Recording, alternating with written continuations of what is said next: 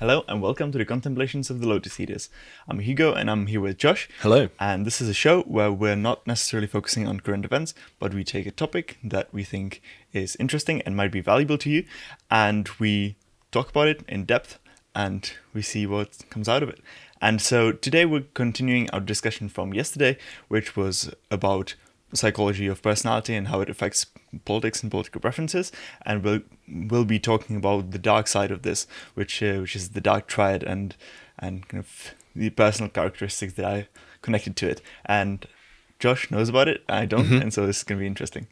That's all right. So it's actually not very complicated, but it's nice to have the research to kind of back up what people would already think. Like, it may not necessarily be a surprise, although there are some interesting findings that are counterintuitive in this. But nevertheless, I would like to get onto a research paper which has been suggested to me several times.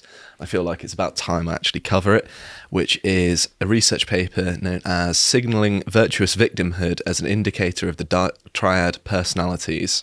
And this is by a whole host of authors that I cannot pronounce, but I'm going to give it a go anyway, just for humour's sake. So it's Ok, Xian and Stresic Aquilano, and they're all from the University of British Columbia.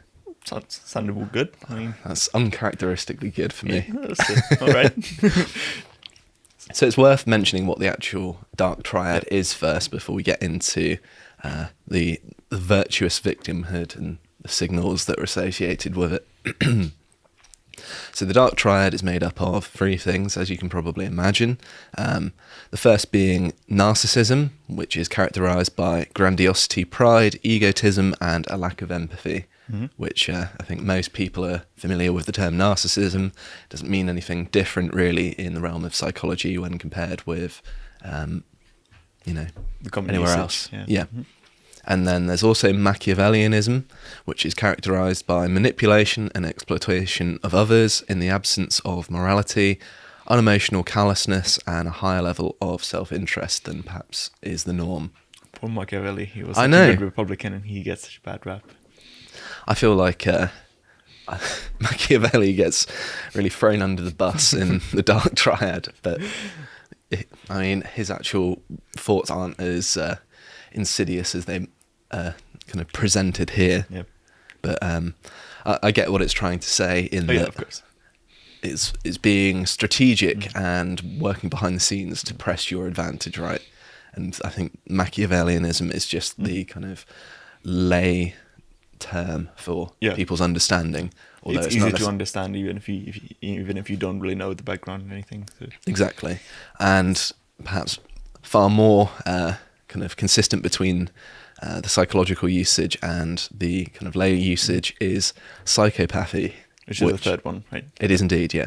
Which is characterised by continuous antisocial behaviour, impulsivity, selfishness, callous and unemotional traits, and remorselessness.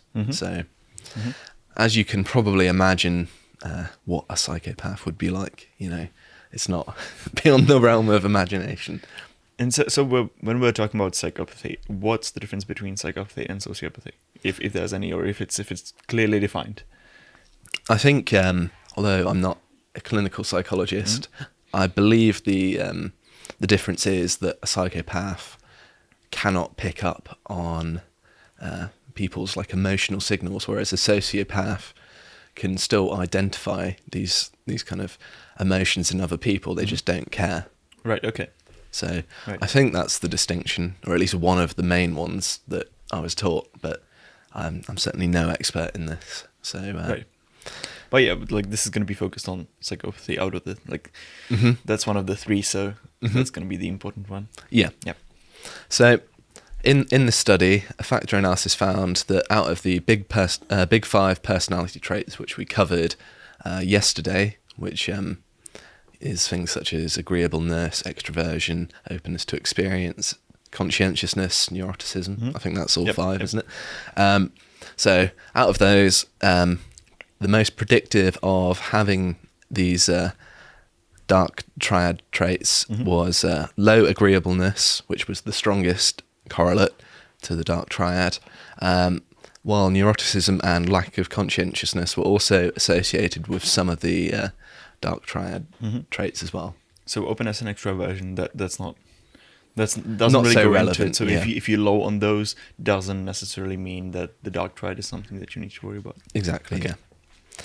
So people scoring high on these traits are more likely to commit crimes, and by these traits I mean the Dark Triad. More likely to commit crimes, cause social distress, create severe problems in like a workplace or an organisation, especially if they're in some kind of leadership position. And there's a whole kind of expansive literature in how you can deal with these people in the workplace, which I find interesting, that it's such a problem that people have gone out and researched it. I don't know whether that's just a problem specific to academics, but it seemed relatively bizarre to me. Just on a side note, that's a discipline in and of itself. I mean, I don't know, maybe you'll get into it, how many people like that there actually are, or with how many people that is the problem. And so if you have a large enough workspace, you're bound to have one or two people that are like that, and then they're gonna create a toxic environment or something like that. Like if you have 50 people, maybe one of them will be something like that, and so then you need to have some ways to go around it and kind of solve the situation, make it better. I know that the figure that's often bandied around about psychopathy is about 1% of the population is, but I haven't actually looked at how they've arrived at that. And there's kind of the question of would people be upfront and be like, yeah, I'm a psychopath, so they can get an accurate measure of this. Like, it seems to me that a trait of being a psychopath is that you're not going to go around telling people that you are one. yeah, that's a good point. And so is that with the Big Five, and the people that developed the Big Five, they developed a test, and then according to the test, they crunch the numbers, crunch the answers, and they have these 5 axes on which they rank you. Is it how that works in the Dark Triad as well? So do they have a test which then you take, and then you'll get a score on those 3? Yeah, I believe so. Yeah, okay. I haven't actually taken the test personally. Not because of any fear that I'm going to score highly on any of them, but just because I haven't had the time to do it. But it's more or less the same, although it wasn't quite the large-scale collaborative effort that it was in the Big Five. So whereas the Big Five can be regarded as very reliable as far as psychometric tests go, the Dark Triad is perhaps less reliable, but also, it seems to be getting at tangible things, and you don't necessarily need to be a data scientist to know that these 3 things are traits that people can have, and that they're identifiable by kind of thoughts and behaviours. Right. Like you can rely on anecdote more than you might actually think, because in interacting with people face to face all the time, that's collecting data in and of itself, right? Yep. So you can use that as a general intuition. Can't speak English anymore. And then direct your research from that. And I think that's what's happened here, where people have identified this tendency in people, and then through their kind of anecdotal experiences, they've developed these measures. It would be interesting. I mean, we can do that after, and the viewers can do it as well, to take both tests, the Big Five test, and then this Dark Triad test, and see whether it actually works for them in the way that you said, that that openness and extroversion have nothing to do with it. Basically, those can be random, and then the rest is kind of moving with it, or the opposite, right? I mean, I kind of don't want to take it because I'm worried I might get a high score on something. No, I have to do it on camera. I'm gonna do it and conceal it like a true psychopath. No, I'm only joking, of course. So That's what a psychopath would say. Anyway, moving on. I'm going to get on to how this paper defines modern victimhood. So, so just let's just take a step back, okay, because sure. we've you said that this paper lays out the Dark Triad. Is it the one that defines it or came up with it, or is it? No, it's a different one? Is the one that takes it and applies to something else? This is one that's applying it to something else, but it's a pre-existing thing that understand, is like another test of personality that's been developed kind of in collaboration with lots of researchers, but not to the same extent as the Big Five. Like the Big Five is one of the kind of shining examples of what psychologists can do when they work together on something over a number of years, like 20, 30 years, and get this really kind of cohesive and reliable test that seems to be consistent, at least in comparison to most of the others in existence. It's kind of comparable to that of an IQ test. Yep. It's just that I wasn't sure whether this was the seminal text for the Dark Triad or whether it was its application to something else. No. If I go back to the title, it's applying the Dark Triad to signalling virtuous victimhood. So what it's saying is, if you perceive yourself or present yourself as a victim, it's also looking at how people present themselves as virtuous, because if you're a victim and you're virtuous, if you signal out that you are a virtuous victim, well, it seems like the world has been cruel to you because you've done nothing wrong. You're virtuous, but you're a victim. Therefore, it kind of signals that you deserve some kind of recompense for your misfortune, which we will get onto now. So it takes these three kind of features in society or characteristics that people might have that we can observe around us in some people, and then they look at how they correlate with the Dark Triad, right? That's the gist of it. Okay, I understand now. Sorry about the interruption. That's all right. Yeah.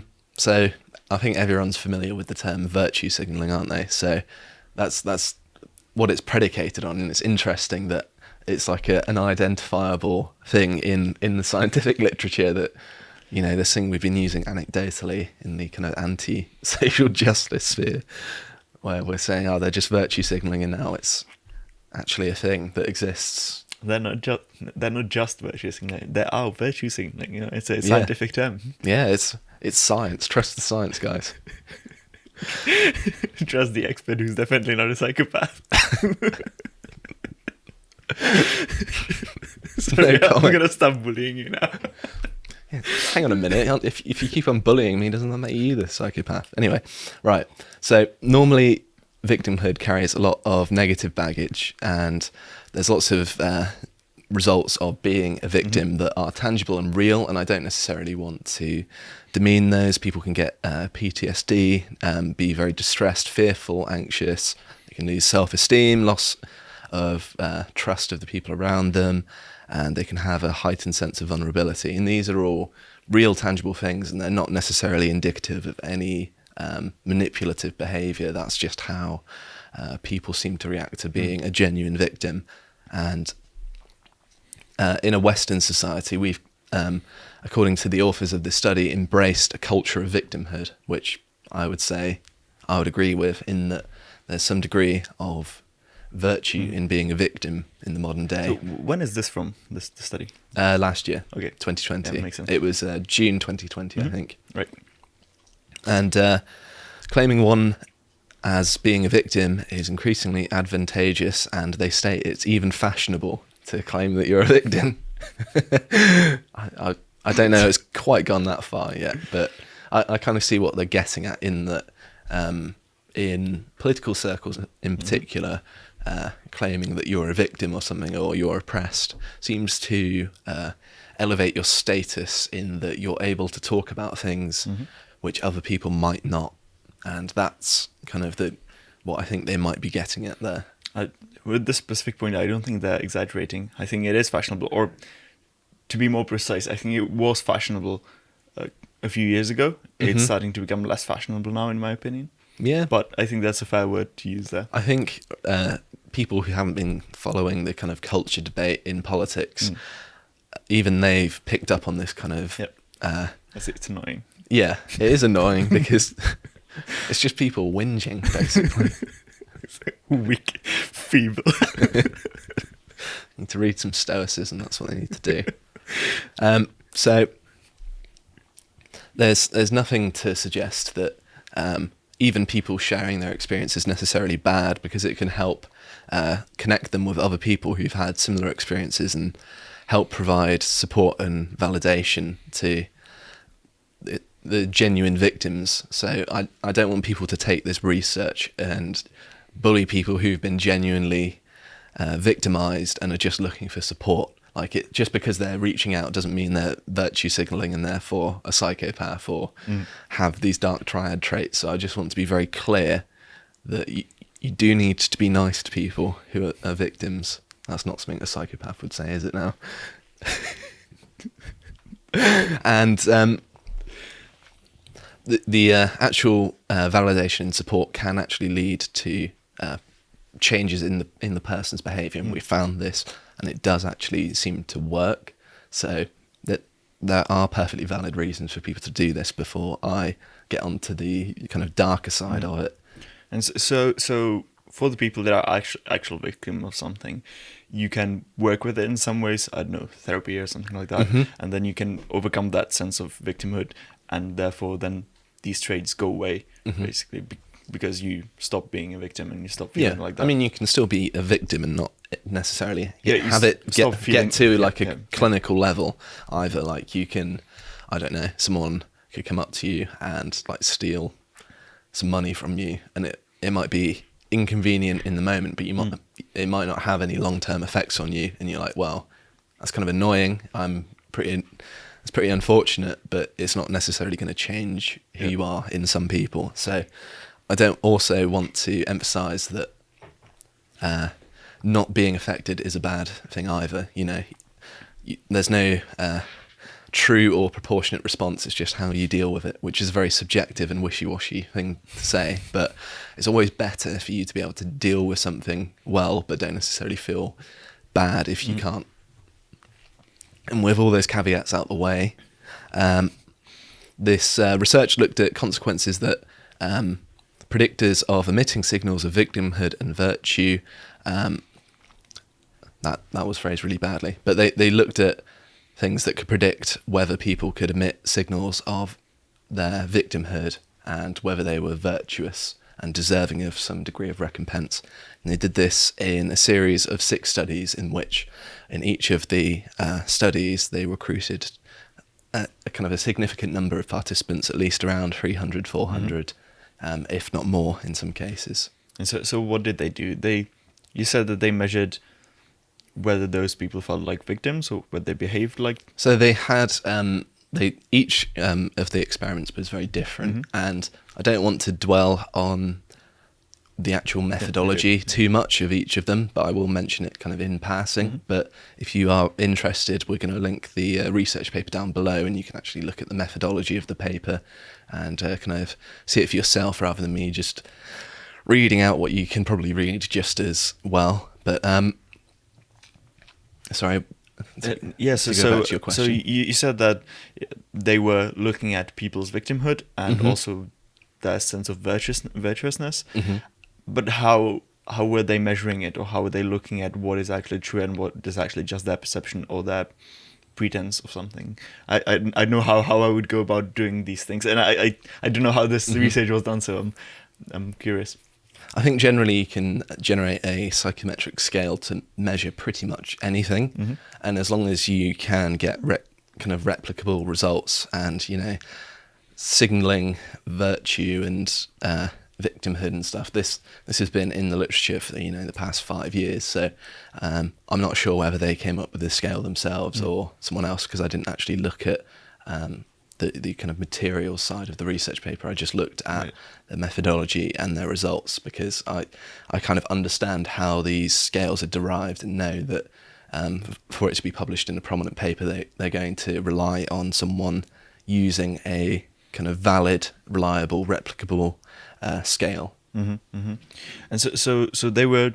It would just be self-reported measures, that sort of thing. And so they would have some self-reported answers, and those would give them some measure of virtue that the person has. And what does that mean? I mean, I don't really know what I can imagine. In the case of one of their experiments, it's just they gave people a scenario, but not just what they did to the people, but what it means when they say, okay, you've got virtue and you're 55 on that.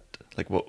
It's like in some of the experiments, which I didn't want to get into, but they gave people a scenario, and depending on whether the person was deserving of the victimhood or not, So it's like whether they've done something. So they're not necessarily talking about virtue in the Aristotelian sense, Right, okay, I in a very understand, yeah. complicated scenario. But if their victimhood is undeserved or not, Okay, it's okay, useful yeah, to think that- of it in those terms. Oh yeah, that makes sense. Yeah, like undeserved or deserved victimhood. Yeah, Yeah. that makes it just clicked in my head like what you actually meant rather than just like how they define virtue, what that is. Like, yeah. I think that's okay. a huge rabbit hole. I mean, I can talk about what defines it, but I'll be here for about a few hours. But so anyway, back to the actual study. It operates under the theory that modern victim signaling is about non-reciprocal resource extraction from either institutions or individuals that are more resource rich than themselves. Okay. So it's all about getting things either Because you're a victim. Yeah. Yep. So these things can either be material or symbolic. In the material category, as you can imagine, it would be money, jobs, and access to education, that sort of thing. And in the symbolic, it's like respect, tolerance, and compassion. And the research suggested in the series of 6 studies that Dark Triad traits, those who scored highly in those more frequently signalled the virtuous victimhood in their sample of Western societies. And out of the 3 Dark Triad traits, Machiavellianism is correlated most highly, then it's psychopathy, and then it's narcissism. Okay, so it's more like they're doing it on purpose. Yeah, like it's Okay. a real strategy Right. for people to extract. So you might look at those people and wonder sometimes whether they're kind of ignorant or whether they don't know what they're doing, but they're still doing it because something's wrong, or whether it's a plan to achieve something. And you're saying that it's more correlated with Machiavellianism, which would indicate that it's more likely to be, or more often Deliberate, yeah. like to be deliberate. It's a conscious strategy to do something. Not only that, but also psychopathy as well, which means that even the second most correlated trait is associated with it, and narcissism is third, and that still had some weaker correlation, but it wasn't as strong as the others. Yeah. And if it was coming from a genuine place where they actually believed what they said and they were just really self-centered, then narcissism would be the thing to look at. Yep. So what they suggested was some people will repeatedly admit the signal of virtuous victimhood in an opportunistic manner to initiate these non-reciprocal resource transfers. So they will employ it as a strategy to get resources, be it psychological or otherwise. So I'd just like to take a quote here, talking about the actual studies they did themselves. They say, "Our first 3 studies demonstrate how a perceived victim signal can lead others to transfer resources to a victim, but that the motivation to do so is amplified when the victim signal is paired with a virtue signal." Okay. So that goes back to the discussion we had earlier, where I was saying that it's whether they are a deserving victim or not. Right. And in virtue signalling, it means that they are deserving of the resources that they are after. Right. Okay. Yeah, at least makes sense. in some people's perception. So it's interesting that was the case, that Machiavellianism and psychopathy were the ones more correlated with it, because that kind of denies, in this case, or overcomes the Hanlon's razor, which is never ascribed to malice, what can be ascribed to incompetence, right? So something like that. And so in this case, you could say, okay, they might be just stupid or something, or they might be just really self-centered. It might not necessarily be malice, but then this says that no, like in this case, this is not true. It actually is quite malice more often than not. I generally do subscribe to the incompetence over malice, but I found it very kind of interesting that this went against that, even though generally speaking, I try and give people the benefit of the doubt. And that, it's not like it's a rule. It's a thing that you should kind of employ if you don't have any other information. But if you have other information, of course, that's more useful. And just to kind of bring in another point, those who were higher in the Dark Triad traits also signalled more often of their victimhood and virtuousness. Right. So the higher they scored on these traits, the more that they would signal Mhm. as well. Mhm. And I'd just like to go through another quote here. So, in study 3, we showed that more frequent virtuous victim signalers are more willing to purchase counterfeit products and judge counterfeiters as less immoral, compared with less frequent signalers, a pattern that was also observed when using participants' Dark Triad scores instead of their signaling scores. So, this is one of the cases where they're looking at their morality in a sense. Okay. And they're testing the findings of these participants that they found to be scoring highly on these Dark Triad scores, and they've also taken out the signalling score that they've derived and replaced it with the Dark Triad score, and the same pattern still emerges that they're more likely to purchase these counterfeit products, which is kind of suggesting that they're more willing to be deceptive, because that's in the case of counterfeiting something, it's giving off a kind of a status signal, isn't it? Like they probably I think there's the example of women getting like counterfeit Gucci handbags and stuff like that, where it's not really the real deal, but it looks like the real deal, and the deception there is all about gaining status, which is undue. Okay, yeah, it makes sense. And they also found that frequent virtuous victim signalers were more likely to cheat and lie to earn extra monetary rewards in a coin flip game as well.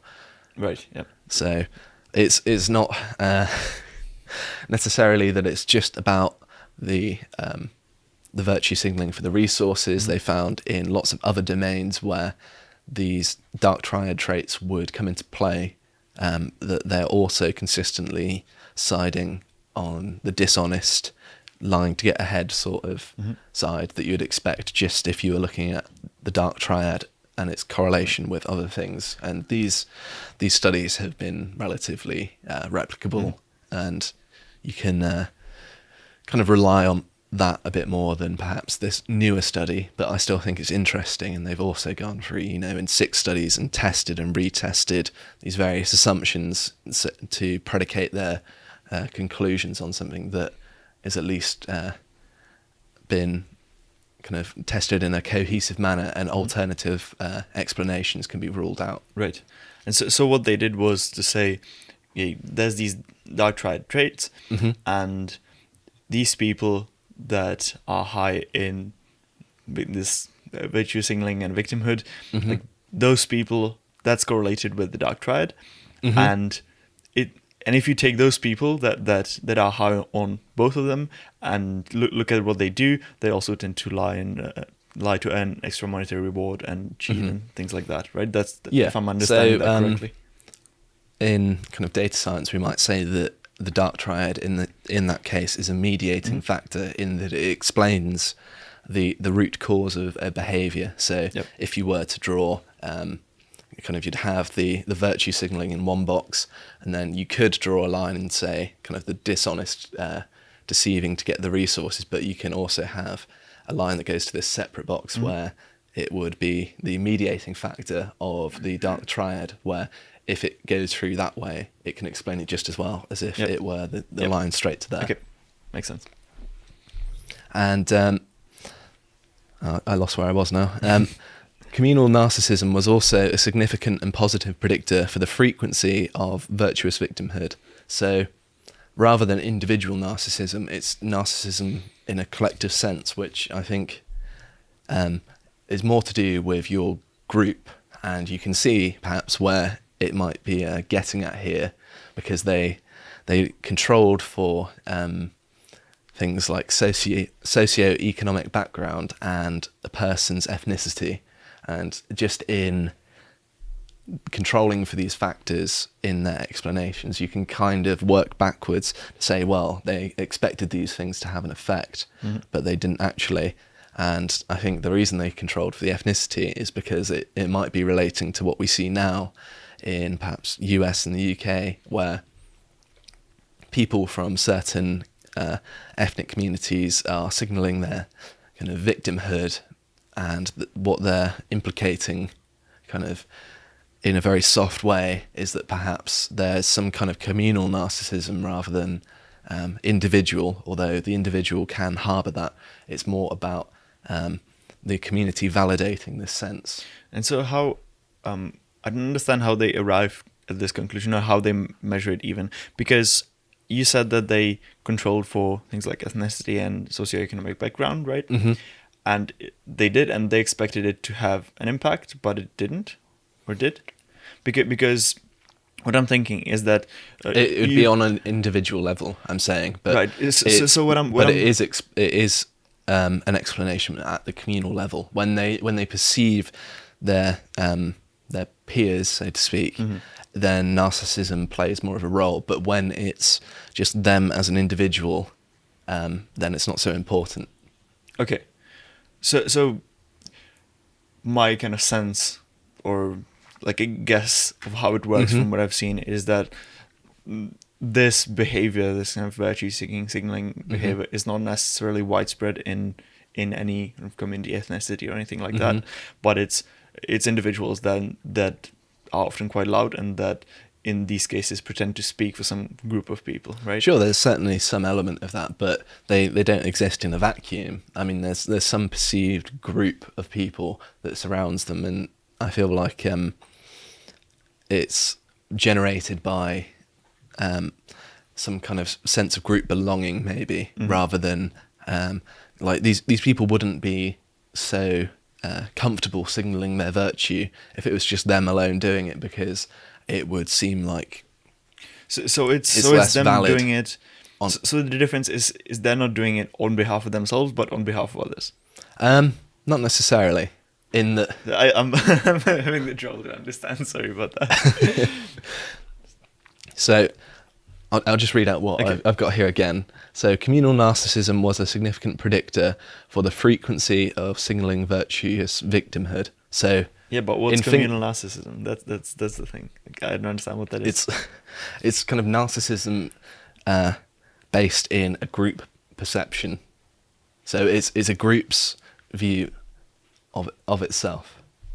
Yeah, but that's what I was saying. Is that you're doing virtue signaling, and you're not saying, okay, I'm the victim and I deserve these resources, but this group that I'm representing is the victim and they deserve the resources, including me, because I'm part of it. I think just to be clear, it's obviously the individual being question's perception of the community. So it could be that if they're a particularly kind of Dark Triad scoring person, then they're going to perceive the support within the community as being far greater than it otherwise would be, or at least give out the outward perception of that. And because they're interviewing individuals, it's just simply that the community might be the justification for why they're doing it. It's not necessarily clear in a cause and effect sense why it would be, if that makes any sense. Yeah. Okay. I was just wondering what phrase communal narcissism, what that meant, and I think I understand a bit better now that it's that narcissism, but that is motivated by a sense of belonging in the group, and that's like this is what where it comes from. It's not something that comes from a sense of pride and self-centeredness in your own person. Yeah. Okay. So in like an example, it would be people who are in Bristol demanding reparations, like they're saying they represent a group. Right. And they're trying to extract resources, even though, they're probably kind of emigrating from the 1950s to Britain, nothing to do with slavery in the slightest. But because they feel like this group belonging, they feel like they're deserving of something. Right, yeah. Okay. And I'd like to take out another quote quickly. Together, our studies present the converging evidence that virtuous victimhood signalling is an effective mechanism for persuading others to part with their resources in a way that benefits the signaller, and that people who tend to engage in amoral social manipulation achieve their goals in a way which makes them more likely to omit them. So just saying that they're effective at that because people buy it. Yeah. Okay. And the last thing I'd like to read out from their kind of conclusions is: we strongly caution against this interpretation of our findings in the uncritical categorization of people as being good or bad depending on whether they are publicly communicating their suffering or misfortune. Yeah, so that's what you're saying in the beginning. They might be actual victims. Yeah. Yep. And I just wanted to reiterate that I also feel the same way, that just because someone is a victim and communicating it doesn't mean they're trying to do this. And I don't want people to go out and accuse actual victims of things as being self-interested and just trying to get resources, because that's unethical in and of itself. And you've got to give people the benefit of the doubt. Yeah, but there's obviously this kind of different phenomenon, which is these people just like soliciting money from you just because they can, because they know that this works. Yeah. And it really does work. Like you get there's the picture of the absolutely massive woman with that green kind of suit on, and she's just like, white people are racist, now here's my PayPal. Like, it's so transparent. and that's the perfect example of what they're trying to get at here, where they're claiming to be a victim and then blatantly just trying to get money out of it. So on to get onto something that is a little bit less contemporary, I suppose. It's not so much a problem anymore, which is looking at personality and prejudice. And this is a meta-analysis, which, to reiterate, is an analysis of lots of pre-existing studies. In this case, it is 71 studies, and it sampled a total of 22,000 people. That's what. So yeah, it's a pretty reliable kind of metric for the conclusions of an entire field of research. And this was conducted by Sibley and Duckett from the University of Auckland in New Zealand. And they looked at things such as right-wing authoritarianism and its association with the big five personality constructs, and prejudice. So right-wing authoritarianism is predicted by low openness to experience but high conscientiousness. So that's reiterating what we were talking about yesterday, really, but in the extreme. Right. And the effect of low openness to experience is mediated through right-wing authoritarianism. So I know I touched on mediation earlier, but it's a statistical thing where the relationship between low openness and kind of people's political views, that is mediated through this kind of construct of right-wing authoritarianism. And so this construct, how do they define it? What's in it, or do they take like an example of like an answer? That's pretty much it. This kind of understanding is rooted in the study of personality and politics that I was talking about in the kind of first half of yesterday's episode, where the studies are rooted in trying to understand the actions in World War II, and that's kind of what they define. Like they kind of... Right. So it's quite straightforward. There's nothing like elaborate. It's saying, okay, look, here are the Nazis, these are the right-wing authoritarians, and this is how we're going to... Right, yep. So the mediation model seeks to identify and explain mechanisms or processes that underlie an observed relationship between an independent variable and a dependent variable via the inclusion of a third hypothetical variable. So I've wrote this out in far clearer terms just to kind of make it as clear as possible, because it's a bit difficult to explain on the fly. So I've made sure to type it out, and I forgot I did that. So I probably should have included that earlier. There's also something known as social dominance orientation, which is a personality trait measuring an individual's support for social hierarchy and the extent to which they desire their in-group to be superior to the out-group. Okay. And I kind of have a little bit of an issue with this, because you can be supportive of a social hierarchy, but then also not favour an in-group. Yep. And I feel like conflating the two kind of...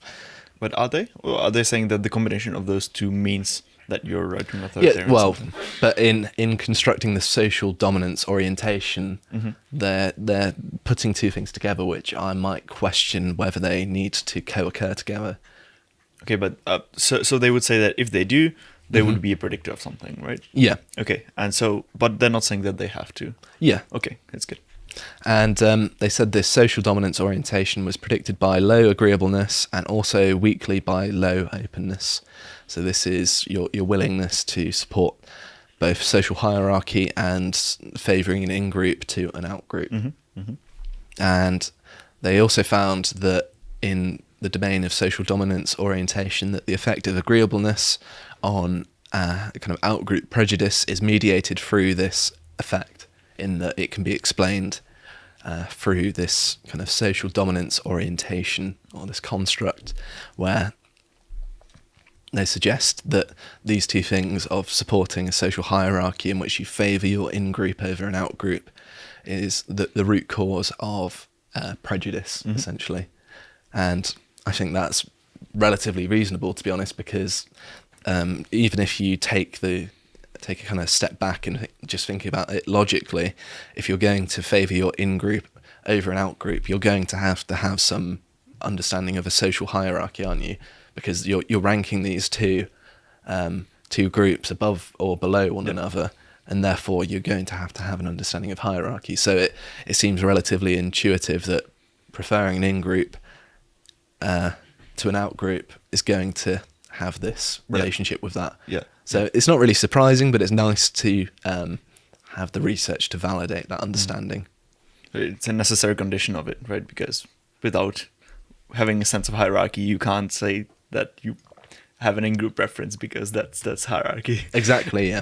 So, although this is kind of something that you notice a lot in psychology, because it's still only, the actual scientific approach is only about 150 years old. It's just looking at lots of things that people kind of understand already, but they're just trying to validate whether they're observable and truthful or not. That makes sense. And the final thing that I thought would be interesting to look at. So just Okay. sorry, before No, last thing carry on. you already started, but I remember that I wanted to ask something before. Did you look into how this right-wing authoritarianism or social dominance orientation, how they, what do they have in common with the Dark Triad, or how do they interplay with it? Because they looked at the Big Five, and that was the measuring stick for that. But what about the Dark Triad? I didn't actually look at research into that, but I would imagine that, particularly for the right-wing authoritarianism, there might be some degree of correlation with perhaps psychopathy. Like you have cases of prominent Nazis where they killed people without remorse, and you kind of have to think in those terms to be able to do something like that. And perhaps for the social dominance orientation, I would perhaps expect there to be some degree of correlation with the narcissism element of the Dark Triad, because you're placing yourself and your group above other people, and that's got to involve some degree of self-centeredness, right? So that's your hypothesis of what it might be. But it's not something necessarily that you found in any research that has already been done. I didn't really look for it, actually. Okay. I wanted to look at lots of different areas just to give people an idea of what research exists, and so they could navigate it more easily. And there's because I'm covering the dark side of politics, I didn't want to go too deeply into any one area and give people a brief overview. But I'm sure the research probably does exist. What you said now, that makes intuitive sense to me. Like that's how it could be. That's what it feels like would be right. Yeah. Even though I don't have it confirmed right in front of me, right? So. Sure. But it would certainly be something interesting to look at, and I'm probably going to have to go away and look now you've brought it out, because you've sparked my curiosity. Okay. Also, let's move to the last one now. Sure. Yeah. So this last paper I thought was interesting, because this is very counterintuitive and goes against what I was saying earlier, that psychology is just validating what people already kind of believe. But it's called A Systematic Review and Meta-Analysis of the Psychological Literature on Conspiracy Beliefs, Field Characteristics, Measurement Instruments, and Association with Personality Traits. So what they did was they looked at 96 different studies that used 13 different questionnaire measures on conspiracy theory beliefs. And in openness openness to experience. This pool of participants resulted in about 5,000 people. In agreeableness, it was 10,000, conscientiousness 11,000, extroversion 6,000, and neuroticism 11,500.